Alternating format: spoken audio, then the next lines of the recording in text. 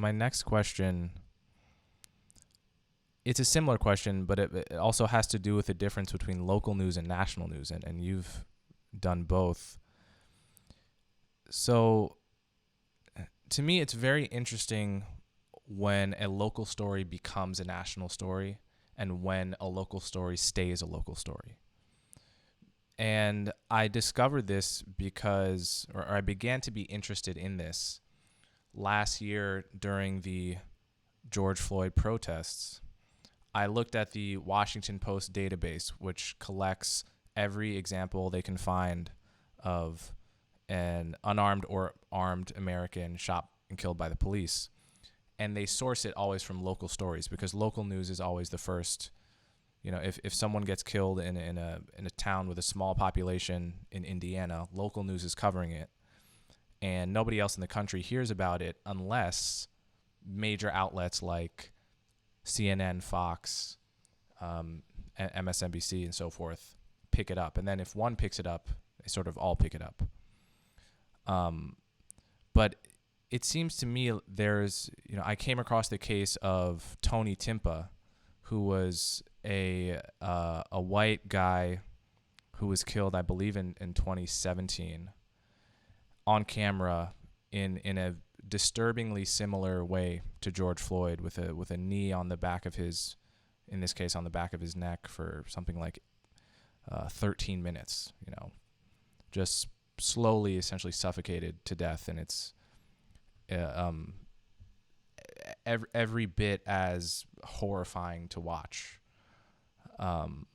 And the only places you could find this really are the local stories for the most part, or it didn't make the national news to the extent that the George Floyd case did. And I'm curious, what is the source of how does a place like CNN decide which local stories to pick up and which local stories remain local stories? It's actually a really good question.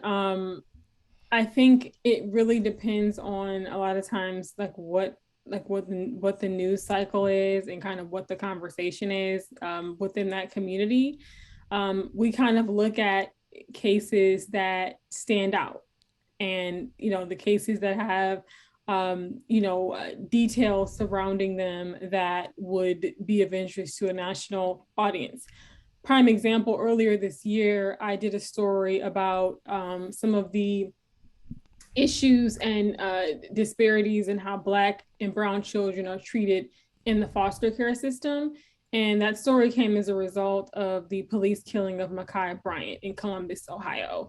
Mm-hmm. She was a teenager who was, from what I gathered from my reporting, living in a somewhat hostile situation in her foster home.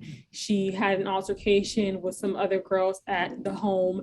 The altercation spilled outside into the driveway, in which Ma'Khia Bryant ended up going after one of the young ladies with a knife. The police pulled up to the scene and they killed her. They shot her several times and killed her.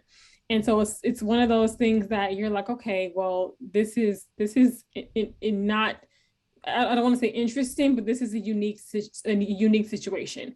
This is somebody who was in foster care. Foster care is where children are supposed to go and actually feel protected, because in many cases they have left their biological families, their biological parents, because that situation within that family was not safe or healthy for them. And then to go into a situation with a foster care parent or a foster family that is also unhealthy, where you feel as though you have to protect yourself with a kitchen knife. And so I think that sort of, we kind of look for things that stand out. That stood out to me.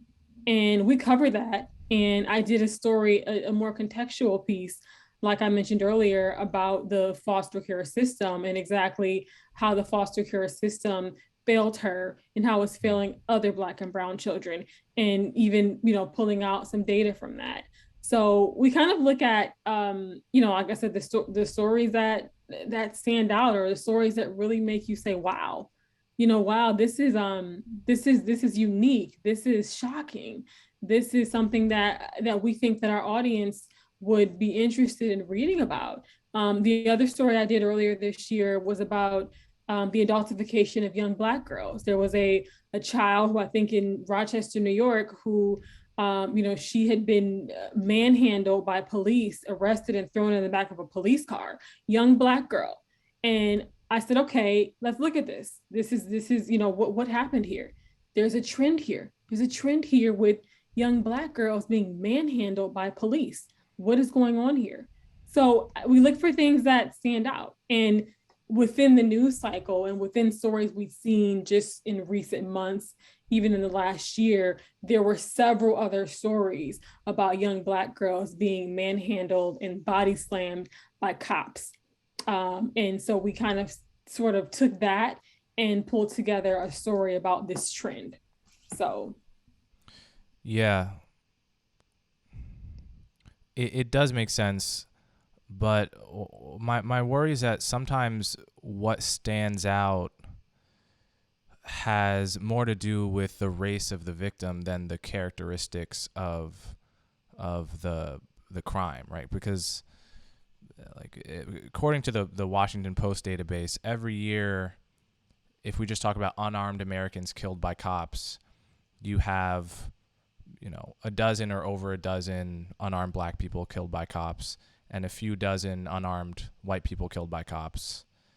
And it seems as if only the Black victims, stand out in that sense, even when there are, and the reason this matters is because in the wake of all these police abuse cases, I feel I'm told, everywhere outside of Fox News at least, I'm told the problem is racism or racist cops.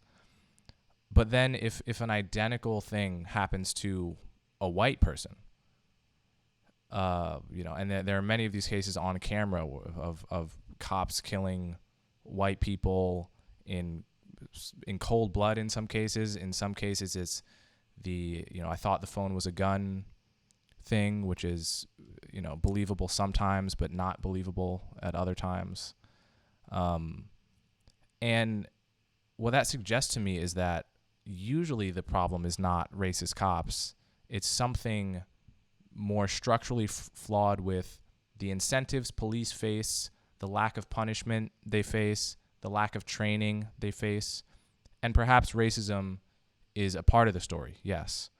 But it seems as if it's sold as the only part or the main part, and the media bias towards covering certain cases and not others seems like a part of what motivates that conclusion.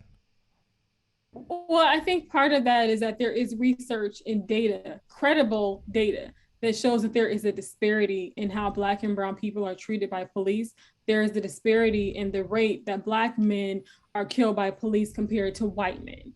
And I think when you see that this is a disproportionate issue here, that this is unfair, it's unbalanced in how Black men are being targeted and killed by police. I mean, Black folks only make up 13% of the population. Why is it that we are being killed at higher rates than white people by police? And that's one that remains the question that still really has not been answered. And so I think people point to racism. They point to this being a systemic issue with cops, and oftentimes there's recording from police dash cam or or the body cameras of kind of what the conversation is like when the police are going and targeting young Black men, and oh, he looks suspicious, oh, looks like a bad dude right there. I mean, these are things that we've heard, things that have been aired within the media. And so I think when people look at the facts, that's when they, what are they to assume? What are they to assume is the driving factor here? And you mentioned, why do we always, why does race tend to come up, even with, the stories I just mentioned to you about the young Black girls? Because there is a disparity here. There has been research that shows that black girls are manhandled and abused by police at higher rates than young white girls. Why is that? No one can answer that.